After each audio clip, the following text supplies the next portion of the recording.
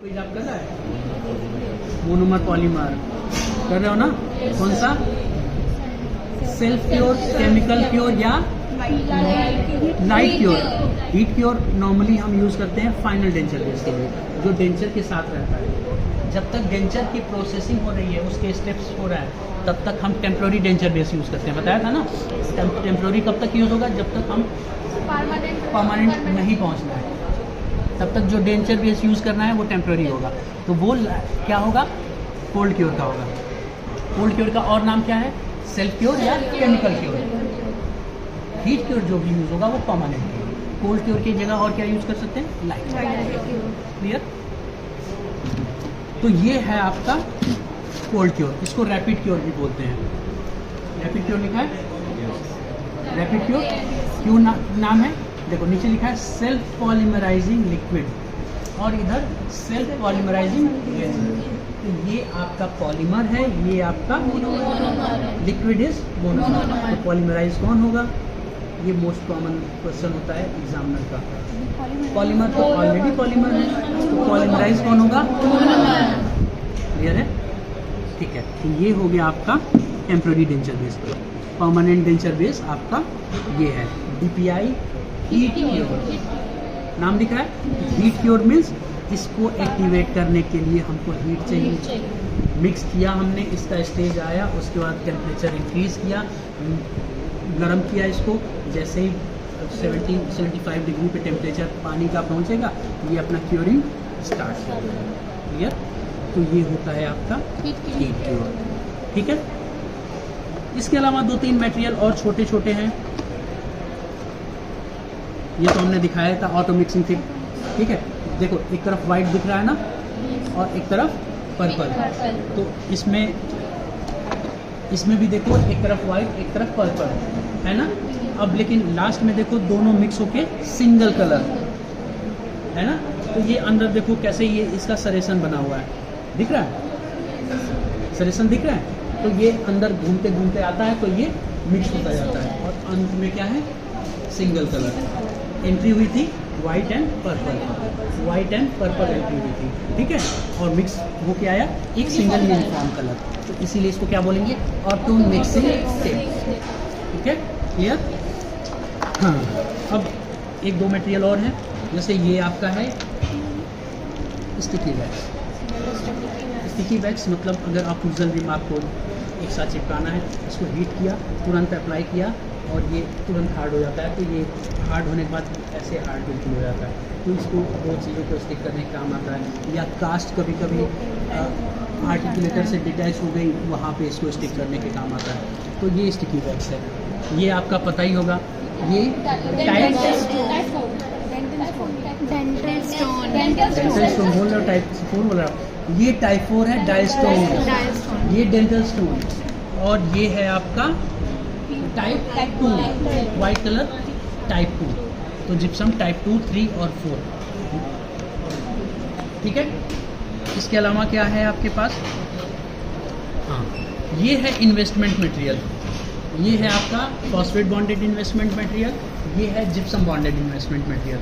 अब ये क्या होता है? इन्वेस्टमेंट कुछ बताया गया थोड़ा बहुत भी? नहीं बताया गया? अच्छा, अभी तो स्टार्ट हुआ है ना।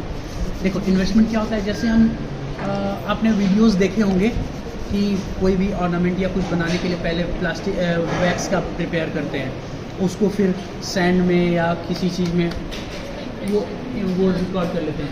उसके बाद रिमूव करके वैक्स हटा दिया, और वैक्स हटा के दोनों को फिर अटैच किया, दोनों पार्ट को उसमें मेटल पोर कर दिया। देखे हो वीडियोस? देखे हो ना? इसीलिए रील्स के अलावा भी कुछ देखा जाता है। ठीक है, बात समझ में आई? तो उसमें क्या होता है, ऐसे ही हमको अगर एक क्राउन बनाना है मेटल का, तो अब सीधी सी बात है, मेटल कैसा होगा देखने में? मेटल जैसा बहुत होगा। ये है मेटल आपका। अब ये तो हार्ड है ना, अब इसका क्राउन कैसे बनेगा? इसको पहले हमको मेल्ट करना पड़ेगा, लिक्विड स्टेज में लाना पड़ेगा, मेल्ट करना होगा, तब तो इसका क्राउन बनेगा ना। दूसरी चीज़ की अगर लिक्विड स्टेज में आ गया तो इसको कैसे हम कंट्रोल करेंगे? हाथ से ऐसे तो नहीं, हाथ से सेव कर दिया जैसे इसको कर रहे थे, क्योंकि मेटल कितने टेम्परेचर पे लिक्विड में आएगा? At least 1000 degree. 1000 डिग्री पे आएगा ना, उतने ऐसे तो है नहीं कि हाथ से क्राउन बना दिया, नहीं हो पाएगा ना। तो हमको क्या करना पड़ेगा, उसके लिए उसका एक मोल्ड चाहिए।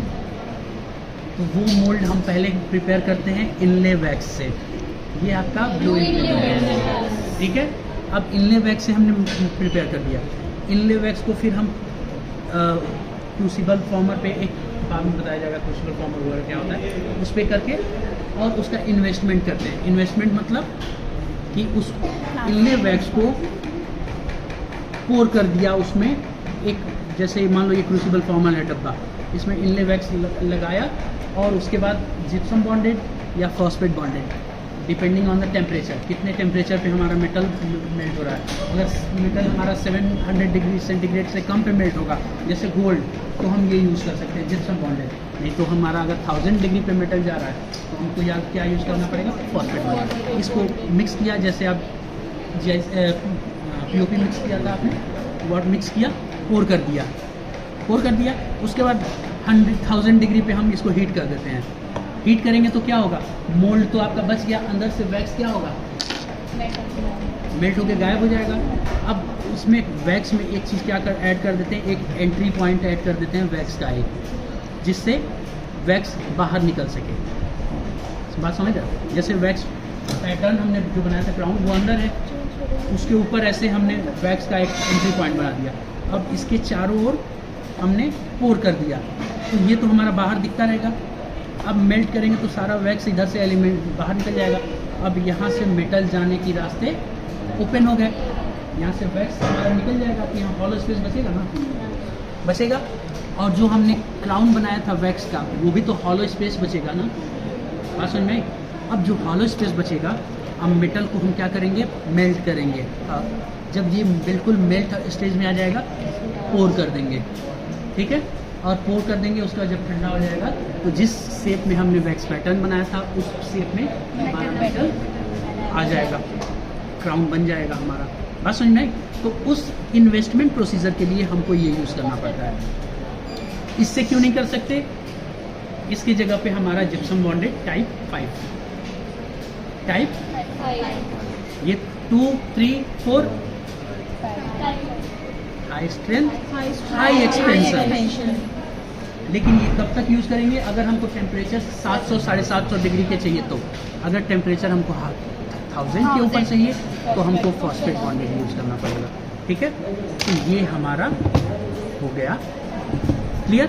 ये आपका सिरेमिक है, जैसे अभी वो क्राउन दिखाया ना, सिरेमिक मटेरियल का, ये वही मटेरियल है सिरेमिक। ये डिफरेंट शेड और शेप में आते हैं। शेप क्या है, शेड मतलब कलर, जिससे हमको मैचिंग करना इजी रहे। सबका तो शेप साइज तो अलग होगा, लेकिन कलर भी तो अलग होता है ना, तो कलर अलग होगा, तो इसके लिए डिफरेंट आता है, ठीक है।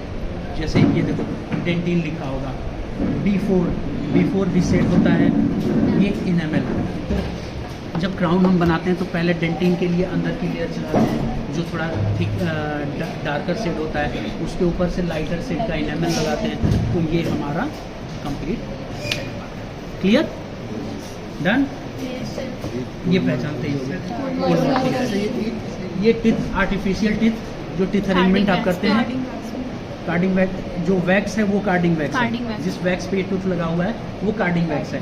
टूथ किस काम आएगा, आर्टिफिशियल टिथ अरेंजमेंट, हमने सीनियर्स को देखा होगा, टिथ अरेंजमेंट जब करते हैं, टिथ सेटिंग करते हैं, उसके लिए ये होता है। ये इसी का बॉक्स है, ठीक है। ये देखो क्रॉस लिंक्ड एक्राइलिक टूथ, ये नॉर्मल पॉलीमर मोनोमर मिक्स नहीं होता है, ये हाईली क्रॉस लिंकिंग होती है इसमें। तो क्रॉस लिंकिंग से क्या होता है, स्ट्रेंथ इंक्रीज हो जाता है, तो इसलिए क्रॉस लिंकिंग। क्या एचेंट मतलब, आप टूथ सरफेस है, उस पर आप ये लिक्विड, इसमें है नहीं, ब्लू कलर की लिक्विड होती है, उसको अप्लाई कर दिया, 30 सेकंड के लिए छोड़ दिया, तो वो सरफेस अपने आप एच हो जाता है या रफ हो जाता है। ये रह गया, अरे ये वायर है, ऑर्थो वायर है, ऑर्थोडोंटिक वायर, जिससे हम अगर का मैनिपुलेशन चैप्टर में बताएंगे। नॉर्मल अभी समझो कि इसको हम वाटर बाथ में पहले हम इसका क्या करते हैं, अगर बड़ा चेक है उसको छोटे पीसेज में एक मशीन में कट होता है, उसके बाद क्या बोलते हैं उस चैम्बर को, मिक्सर। 3 चैम्बर होते हैं उसमें। एक वाटर बाथ होता है जिसमें एक स्टोरेज होता है और एक टेम्परिंग बाथ होता है। स्टोरेज में ये पानी के साथ मिक्स होकर स्टोर रहता है, उसके बाद टेम्परिंग में जाता है जिसमें टेम्परेचर थोड़ा सा डाउन होता है उसके बाद। तो इसको बेसिकली पानी के साथ थोड़ा सा मिक्स करके गर्म करना पड़ता है, आपको बाद में बताया जाएगा।